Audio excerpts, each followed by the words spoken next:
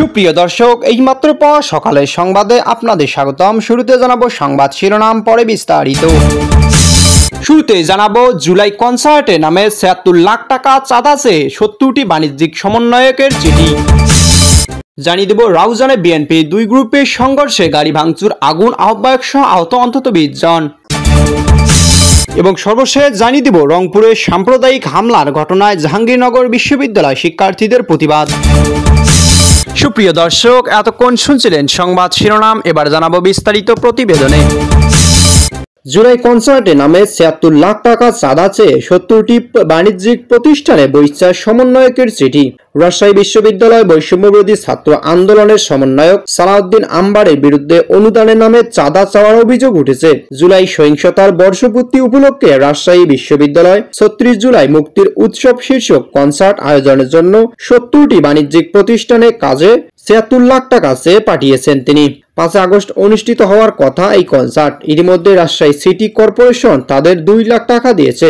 বিষয়টি সামাজিক যোগাযোগ মাধ্যম ফেসবুকে ভাইরাল হওয়ার পর ব্যাপক সমালোচনা শুরু হয়েছে।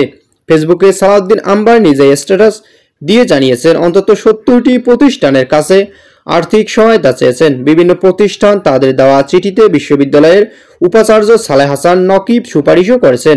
অনুদান চেয়ে চিঠি দিয়েছেন রাজশাহী বিশ্ববিদ্যালয়ের সমন্বয়ক সালাউদ্দিন আম্বার ক্যাম্পাস বাউরিয়ানা নামের একটি দলের পরিচালক KSK হৃদয়। এদিকে আবেদনের প্রেক্ষিতে সিটি কর্পোরেশনের পক্ষ থেকে তাদের ২ লাখ টাকা অনুদান দেওয়া হয়। তবে অনুদান প্রদানের বিষয়ে জানতে রাজশাহী সিটি কর্পোরেশনের ভারপ্রাপ্ত প্রশাসন খন্দকার আজিম আহমেদকে দুদিন একাধিকবার কল দেওয়া হলে তাকে কলে পাওয়া যায়নি। রাজশাহী সিটি কর্পোরেশন সচিব রুমানা আফরোজের কাছে এই বিষয়টি জানতে চাইলে তিনি প্রশ্ন শুনে কোনো মন্তব্য করেনি। তবে টাকা দেওয়ার ছাড়পত্রে সই থাকায় রাজশাহী সিটি কর্পোরেশনের বাজেট কাম হিসাব রক্ষক কর্মকর্তা শফিকুর ইসলাম খানের কাছে এই বিষয়টি জানতে চাইলে তিনি বলেন, এই বিষয়গুলো প্রশাসক স্যার দেখেন, আমি দেখি না, তাই বলতে পারছি না। টাকার বিষয় দেখে আমি আর আপনাকে জানাতে পারবো। চিঠিতে জানানো হয়েছে ৩৬ জুলাইয়ের ১ বছর পূর্তিতে আয়োজন করা হচ্ছে উৎসব। এতে হতাহতদের পরিবার, গণ্যমান্য ব্যক্তিবর্গ ও সমন্বয়করা উপস্থিত থাকবেন। এতে উদ্দেশ্য রাজশাহী সিটি কর্পোরেশন থেকে আর্থিক অনুদান কামনা করছি। আপনাদের সহযোগিতা পেলে আয়োজন আরো সফলভাবে সম্পূর্ণ করা হবে। এদিকে চট্টগ্রাম রাউজানে বিএনপি দুই গ্রুপের সংঘর্ষে গাড়ি ভাঙচুর, আগুন, আহ্বায়ক সহ আহত অন্তত ২০ জন। চট্টগ্রাম রাউজানে বিএনপি দুই পক্ষের সংঘর্ষে গোলাগুলির ঘটনা ঘটেছে। সংঘর্ষে অন্তত ২০ জন আহত হয়েছে বলে জানা গেছে। এদিকে গতকাল মঙ্গলবার চট্টগ্রাম রাঙ্গামাটি সড়কে সত্তারহাট এলাকায় এই সংঘর্ষের ঘটনা ঘটে। সংঘর্ষের সময় গাড়ি ভাঙচুর, মোটরসাইকেল পোড়ানো ও গোলাগুলির ঘটনাও ঘটেছে। আহতদের মধ্যে গুলিবিদ্ধ হয়েছেন বিএনপির উত্তর জেলা আহ্বায়ক গোলাম আকবর খন্দকার। পুলিশ ও প্রত্যক্ষদর্শীদের তথ্য অনুযায়ী এদিন বিএনপির প্রয়াত উপজেলা সভাপতি কবর জিয়ারতের নেতাকর্মীদের নিয়ে যান গোলাম আকবর খন্দকার। এই সময় বিএনপির কেন্দ্রীয় ভাইস চেয়ারম্যান গিয়াসউদ্দিন কাদের চৌধুরীর অনুসারীরা রাউজানের পূর্ব ঘোষিত মোটরসাইকেল শোভাযাত্রা করছিলেন। সত্তারহাট এলাকায় গোলাম আকবরের বহর পৌঁছালে দুই পক্ষের মুখোমুখি হয়ে সংঘর্ষে জড়ায়। ফেসবুকে ছড়িয়ে পড়া ভিডিও চিত্রে দেখা যায় গোলাম আকবর বহরের একটি পাজরো গাড়ির সামনে ও পেছনের কাচ ভাঙা হয়েছে। ভেতরের ক্ষতি হয়েছে, কয়েকটি মোটরসাইকেল পুড়িয়ে দেওয়া হয়েছে। এ ঘটনায় এলাকায় আতঙ্ক ছড়িয়ে পড়তে থাকা কিছু সময়ের জন্য যান চলাচল বন্ধ হয়ে যায়। পরে পুলিশ গিয়ে পরিস্থিতি নিয়ন্ত্রণে আনে এবং ধীরে ধীরে সড়কের যানবাহন চলাচল স্বাভাবিক করে। এদিকে আহত গোলাম আকবর খন্দকার বলেন, আমরা কবর জিয়ারত করতে যাচ্ছিলাম। গিকার অনুসারীরা গহিরায় রাস্তায় বন্ধ করে রাখেন। সত্তারহাট এলাকা পৌঁছলে আমাদের বহরের উপর গুলি চালানো হয়। ৬টা গুলিতে আমি নিজেও ঘাড়ে আঘাত পেয়েছি। তিনি জানান, তার ব্যক্তিগত সহকারী সহ অন্তত ২০ জন আহত হয়েছে।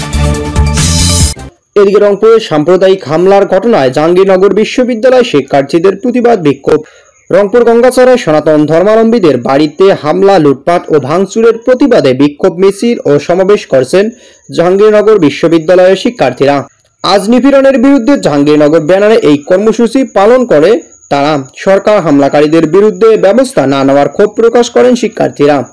এছাড়াও ইউনিট সরকারের প্রশ্রয়ে ধর্মীয় অনুভূতিকে রাজনৈতিক হাতিয়ার হিসেবে ব্যবহার করে সংঘবদ্ধভাবে মব সহিংসতা সৃষ্টি করে হামলা, নির্যাতন ঘটনা ঘটছে বলে অভিযোগ করেন শিক্ষার্থীরা। এদিকে নতুন কলা ভবন এলাকা থেকে মিছিলটি শুরু হয় ক্যাম্পাসে বিভিন্ন সড়ক প্রদক্ষিণ করে বটতলায় গিয়ে শেষ করা হয়। সেখানে আয়োজিত সমাবেশে শিক্ষার্থীরা বলেন, ধর্মীয় অনুভূতিতে আঘাতের অভিযোগ তুলে হিন্দু সম্প্রদায়ের বাসাবাড়িতে হামলা, লুটপাট চালানো হয়েছে, যা শুধু সংখ্যালঘুদের নয় সমগ্র সমাজের জন্য উদ্বেগজনক। এদিকে এক শিক্ষার্থী নূরে তামিম বলেন, এক কিশোরের ফেসবুক স্ট্যাটাসকে কেন্দ্র করে উত্তেজনা ছড়ানো হয়েছে।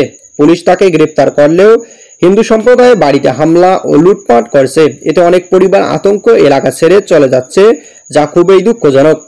সমাবেশে আরও অভিযোগ করা হয়, ইউনূস সরকারের সময়ে ধর্মীয় অনুভূতিতে রাজনৈতিক হাতিয়ার হিসেবে ব্যবহার করে সংঘবদ্ধভাবে মব সহিংসতা সৃষ্টি করা হচ্ছে। বক্তারা দ্রুত দোষীদের শাস্তি নিশ্চিত করার দাবি জানান।